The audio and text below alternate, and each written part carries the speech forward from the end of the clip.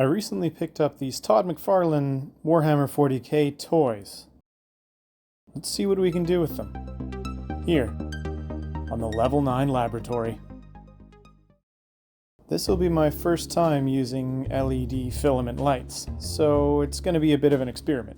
But I knew as soon as I saw this gun, I needed to give it a little bit more flair than just the blue paint that was already on it. I started out by cutting a base and kind of getting my dimensions on where I wanted these guys to both sit, where I wanted their feet, and the general pose that I wanted them both to be in. I knew that there was going to be quite a bit of electronics with this kind of model, so I decided to raise the base up so I could hide all of the electronics underneath. So I cut some 1-inch strips and glued and taped them together.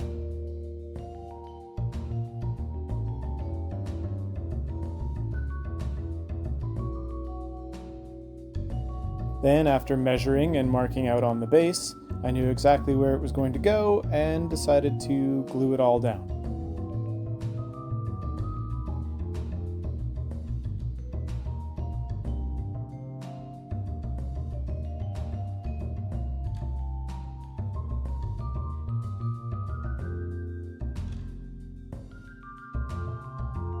And with the base set aside to dry, it was time to work on the Hellblaster's gun.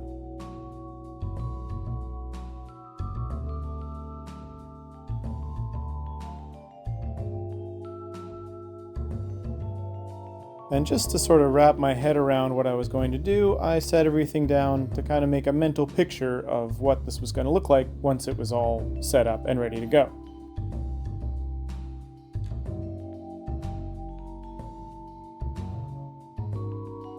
And step one would be removing any bits of plastic that I wanted to replace with some LED lights and drill out the barrel.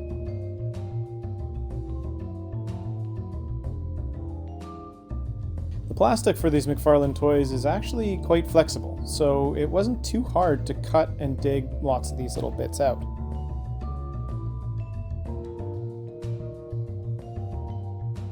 I wanted to dig this part a little bit deeper and make almost a V channel in the bottom of the gun so it would hold the filament for the LED wire.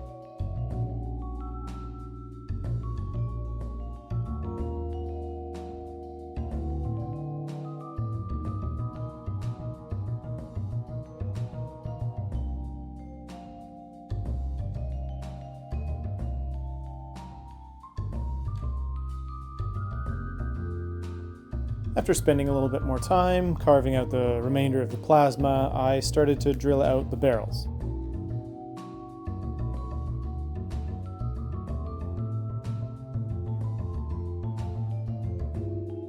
I'm using a plastic drinking straw as a bit of a guide. This will hold our LED filament and give it some structure that it can kind of slide in and diffuse the light a little bit.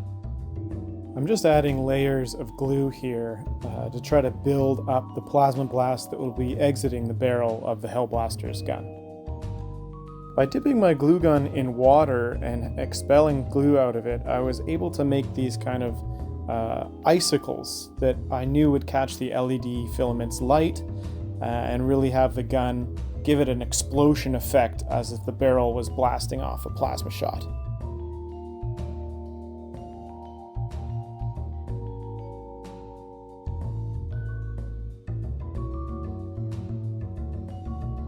And after making quite a few little glue icicles, it was on to the base. To get the size right, I traced the base onto some rigid foam.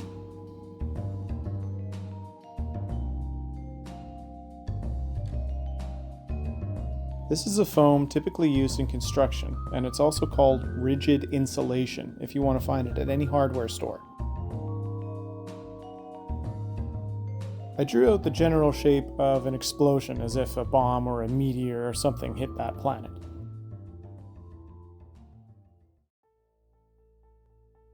And then it was on to chopping with the X-Acto knife.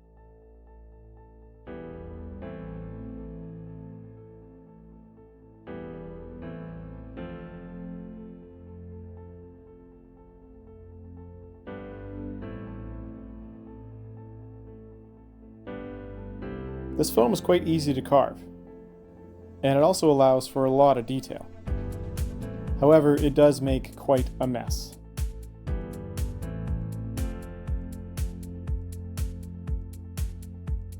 With a lot of time spent off camera, I felt like this part of the foam base was done.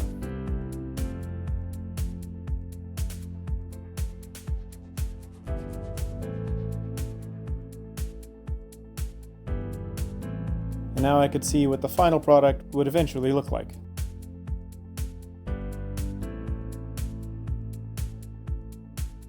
After setting the Genestealer in the spot I wanted to be in and the pose I wanted it, I had to glue all the joints so that it wouldn't wiggle around once I set it up.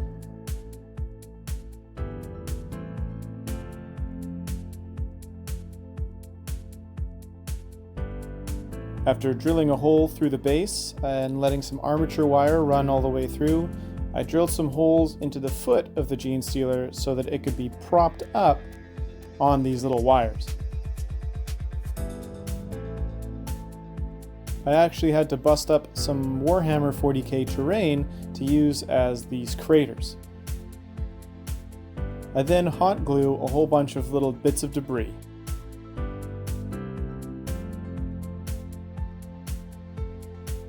I'm satisfied with how the base looks, and it's time to put some paint on it.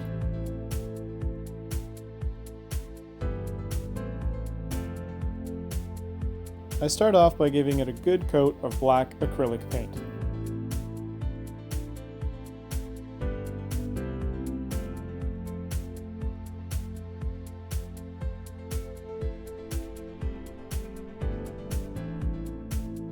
Making sure to get every area, including the underside of the base.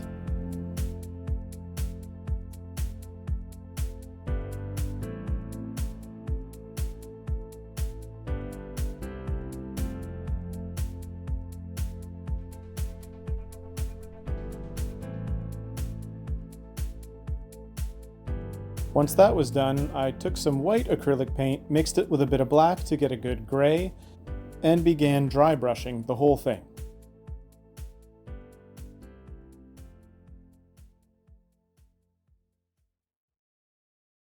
I was hoping that by lightening the gray with each and every pass, I would get a nice effect as the glow of the plasma gun shot would light up the top of the rocks. I wanted to be able to turn the lighting effect on and off, so I have a switch, my LED filament, some copper wire, and then some 28 gauge wire, and of course a battery pack. I wanted the wire to run from the base up through the back of this Hellblaster's leg so that no one could actually see that there was wires there. After running the wires up a spot that I drilled through the leg and through the belt, I realized that the chest was actually hollow, so I could slide the wires through and kind of tuck it underneath and out the armpit of the Blood Angel's Hellblaster. And then after drilling a hole in the bottom of the gun, I ran the cords to where I wanted them to be. To give the illusion that the Hellblaster's plasma gun shot was actually passing through the Genestealer, I had to drill a hole directly through it from front to back.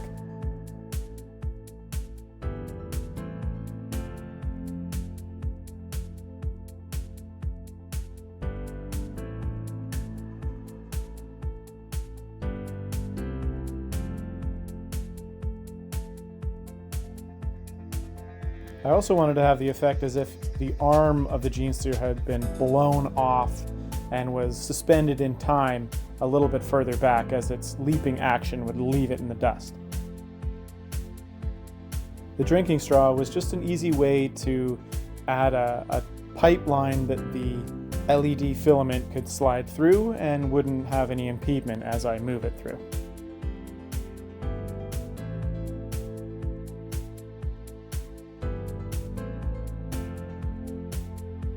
The armature wire allows me to position these blown off limbs in just the right spot.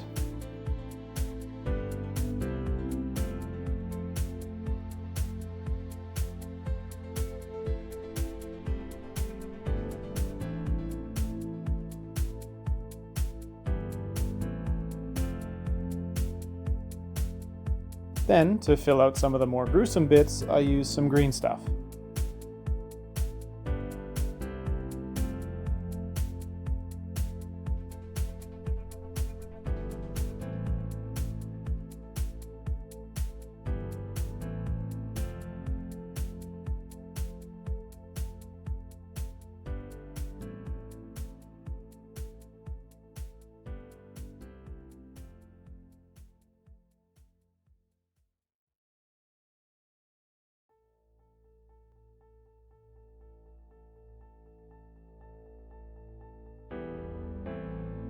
And with the exit wound looking sufficiently gory, it's time to move on to the paint. I struggled with what color I wanted to actually paint the inside of a Tyranid Genestealer. I wanted to go with a purple at first, and then with a green, but I realized that the plasma gun shot was going to be green, and also this model has a decent amount of purple on it already. Though the red that I did use matched the claws, and I felt like that didn't have the right kind of contrast. So I went and painted the claws purple to match all the rest of the armor that was on the Genestealer. There's a part on its head, and then eventually I painted the chest piece, the solar plexus, and the abs, all purple. The plasma gun needed to look like it was in mid-fire, so I had to have these expanding groups of glue icicles that would catch the LED filament's light.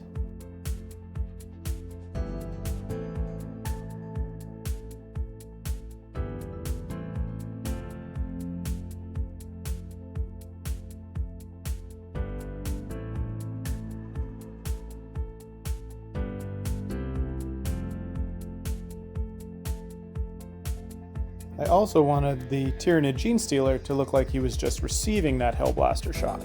So I wanted to have a couple of those icicles blasting out of the straw that would house our LED filament.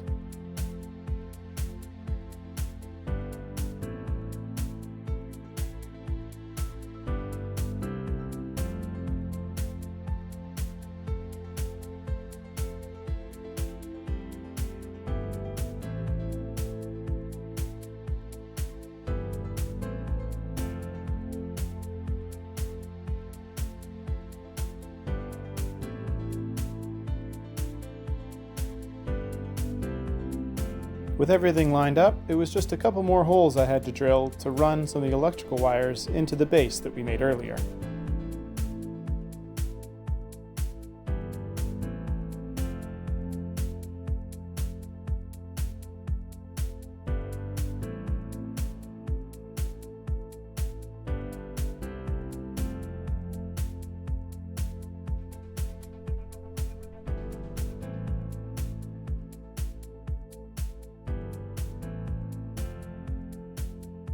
This is a very simple switch.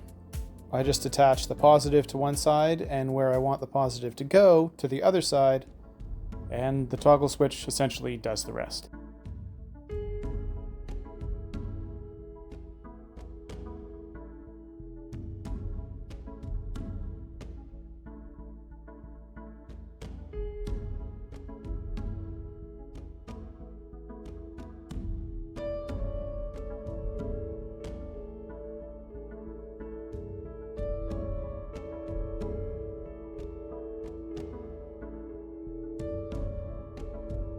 After drilling a little hole and hollowing out a nice little spot, I slid the switch in. And then it was time to glue the Primaris Hellblaster down.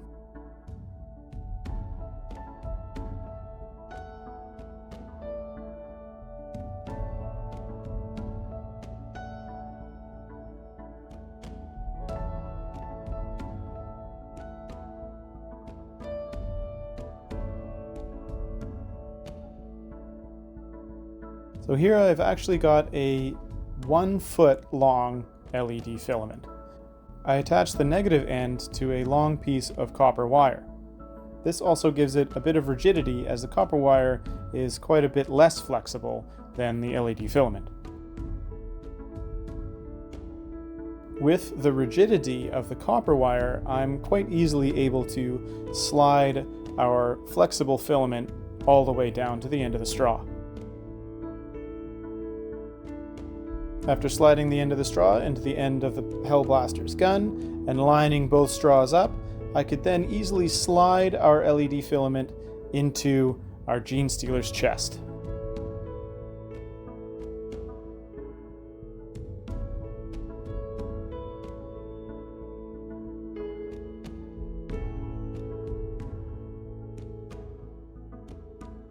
And to make sure everything works properly, it was time for a test.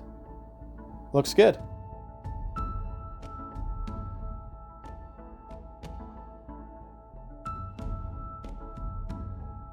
So I secure the positive wire to the end of our LED filament, give it one more test, and it's time to cover it up with a little bit of green.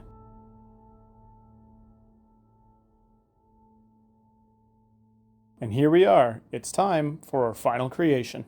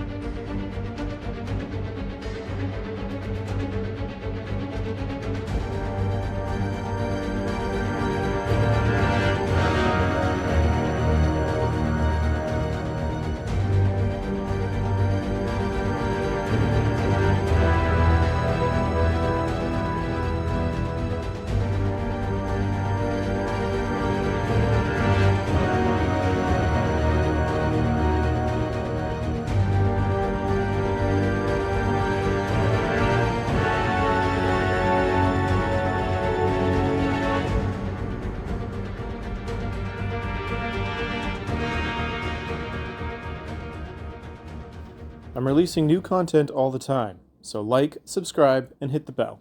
Thank you.